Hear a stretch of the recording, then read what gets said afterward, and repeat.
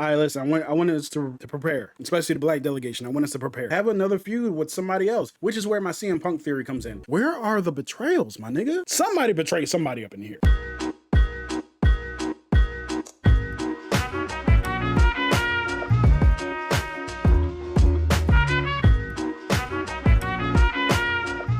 Alright, so Cody and Gunther are starting off Clash in Italy, so they might as well start off this video. I think the build to this match has been pretty good. We finally got a really great promo between the two this past Friday, despite that kid yelling at the top of his lungs while Gunther and Cody were talking. Shut the... Anyway, I think Gunther is going to win, and I want Gunther to win, although I feel like I might be fooling myself because the company has been really safe lately by constantly giving the title back to Cody. The reason why I feel like Gunther is going to win is because it's logical. Gunther beat Goldberg, he beat AJ Styles, he beat John Cena, choked him out, or I'm sorry, tapped him out, choked the other two out. You don't do all that and then have him get to Cody and lose. That would feel like a waste of a buildup of Gunther's ascension throughout the WWE by just retiring legends, right? And then you get to Cody and you lose, just like off of crossroads. This is from a storytelling standpoint and from a personal standpoint. I think that Gunther should win. With Gunther winning, I don't think Cody should win it back for at least a year and some change. Have another feud with somebody else, which is where my CM Punk theory comes in. I would love CM Punk to slide in the ring with his head shaven like his old heel version of himself back in the day and cost Cody the match and have them start a feud going into SummerSlam, going into WrestleMania and Survivor Series. Have them have a non-title feud. I know CM Punk wanted to go for the title. This might be an even better story. He takes the championship away from Cody. As Cody said, it's addicting. It could be that CM Punk is doing this because he doesn't like what the title is doing to Cody. He's just trying to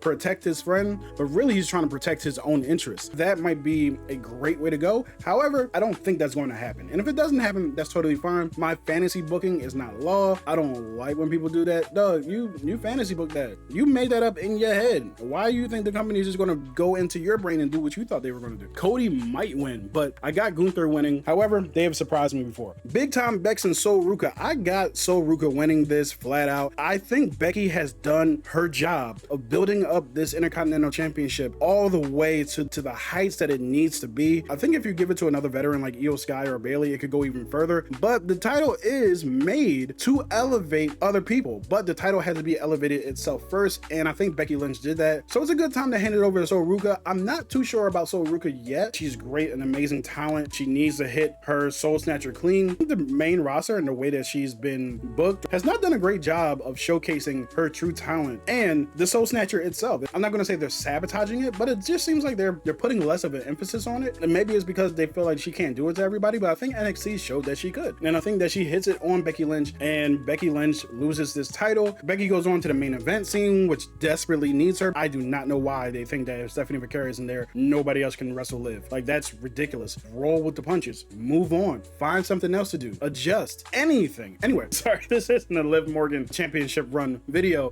So having Jessica Carr in this match as the ref is the perfect move to set up a match for SummerSlam. The WWE has been doing this thing where they tease and sometimes they just don't even pay it off. Remember when Chad Gable and Otis were like clashing and they took so long to actually pay that off that nobody gave a damn by the time that they actually had a match together? Please don't do that again. Jessica Carr either causes the loss for Becky Lynch or is blamed by Becky Lynch for causing the incident that causes her to lose. I don't see Sol Ruca not walking out of Italy with his championship. Now, if she does lose, it's also not the end of the world. It's fine for her to lose the championship match the first time on the rebound, maybe at Night of Champions where she gets a rematch. Then I would say go ahead and give the title to Sol Ruca. Personally, I actually will probably have Becky go over, but it just makes sense for Sol Ruca to win, especially the way that they've been telling this story. All right, listen, I want us to prepare, especially the black delegation. I want us to prepare. Oba Femi's losing, and I don't like it. We're gonna end up with a trilogy with Rock and Oba going to SummerSlam for the rubber match, if you will. But yeah, I don't think Oba's winning tonight. I'm sorry to say, but Oba shouldn't win tonight. Do I want Oba to win? Yes. Do I want to be done with the Brock Lesnar Oba feud? Yes. But storytelling wise, it makes zero sense for Brock Lesnar to come out of retirement but claim that he's still retired and lose, traveling all the way to Italy just to lose to Oba. I don't see it. Logically, it makes zero sense. Even though I don't want it to happen, storytelling wise, it just makes sense for Oba to lose this match and answer the question that Brock Lesnar put out in his his promo, can you handle a loss? Can you handle getting your ass kicked? Oba Femi left NXT, vacating his championship. I don't know the last time Oba Femi actually lost something. I think the last time he lost was to Ricky Saints, and he hasn't lost since then. Now, should he lose since then? Probably not. They booked him strong, even though he hasn't fought the strongest competition outside of Brock Lesnar. It doesn't look like he's winning, and I'm going to be pissed and disappointed. Logic is going to escape me. I'm going to be pissed about it, and whatever. If it's a squash, that's a problem for me. I don't want it to be a squash. They should at least go 10 minutes. I don't want to see Oba just get hit with 4, 5, 6 F5s in a row, 7 German suplexes, 1, 2, 3. I don't like that idea at all. I got Brock going over. Yeah, don't talk to me about this again. Jade Cargill and Rhea Ripley. The logic says that Rhea Ripley will retain because usually you don't lose your first match, your first title defense after winning it, especially winning it at WrestleMania. I don't give a fuck about none of that. Jade Cargill should win this match. She should get her championship back. They should invest in her the same way that they're clearly investing in Rhea Ripley. They got Fatal Influence flying around. They got Blake Monroe coming after Rhea in a promo on SmackDown. Now, granted, these two in that faction were not there on SmackDown, but she has the same problem Jade does as Liv has on Raw. They think that if one person isn't available, like if Bianca Belair isn't available, that nobody else can wrestle this person. That doesn't make roll with the punches, my nigga. So anyway, I think we get some shenanigans. The baddies get involved. Charlexa gets involved. Maybe a better story would be Charlexa does get involved and they cost Rhea the title because they're sick and tired of her walking around like her crap don't stink, right? And Charlotte and Alexa can turn heel and we finally get some betrayals. Where are the betrayals, my nigga? Somebody betray somebody up in here. We got Tama Tonga not betraying Solo. Raquel Rodriguez not betraying Liv Morgan. We got Roxanne Perez not betraying everybody. Like, betray somebody, huh? Alexa, kick Charlotte in the face. My other argument for Jade winning is what the hell do you do with Jade after this? I know there's a lot of people, oh, Jade can't wrestle. I think she's proven, especially over the past month and some change, she can wrestle her ass off. WrestleMania, Saturday night's main event, last night or 2 nights ago with Alexa, she's not the best in the world, but she's good and she looks incredible. So she looks apart, she wrestles apart. She's not gonna win. I know, get over it, Kenny. But still, I would choose her. But Rhea Ripley for the win. And yeah, not mad at it. I just think that Jade would be the better option in actually giving her some investment into her run. Jacob Fatu versus Roman Reigns in a tribal combat. Jacob Fatu apparently suffered an injury during a live event in a street fight with Solo Sikoa. Now, I know back in the day, champions or not used to have a lot of matches in live events. That's totally fine. A street fight, my nigga? A street fight?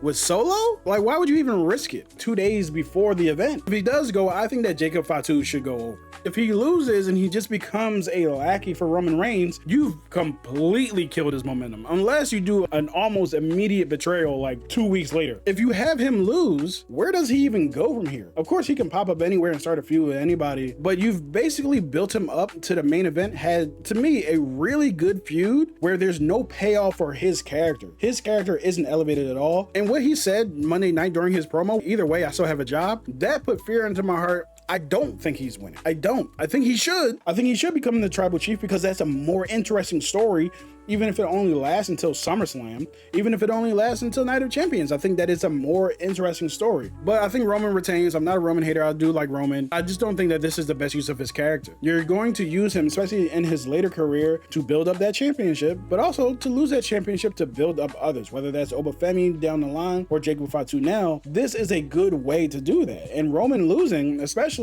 if we do have another betrayal, you know what I'm saying? Jimmy and Jay betray him and side with Jacob Fatu, which I don't see happening because none of that has been even hinted at, but it would be fun. So yeah, I think that Roman Reigns retains. I think the match is going to be great. I love the fact that it's main eventing over Cody and Gunther because you give Gunther, if he does win, that the entire show for people to be shocked and amazed, and leading into this where there might be a little bit of disappointment if Roman retains. In my AAA video, what I said was I need the spirit of title changes to catch a red eye over to Italy, and I meant that. I want all titles to change hands. All of them. But yeah, so those are my predictions. Am I off? Am I crazy? What predictions do you have? Who do you think is going to show up? Do you think we're going to get any surprises? I don't know. But yeah, this is what happens when I record like 2 hours before the event. I start acting crazy. Thank y'all for tuning in. Hit the like button, subscribe, tell your friends, tell your mama, tell your barber, tell your postman. I'll talk to you guys next time.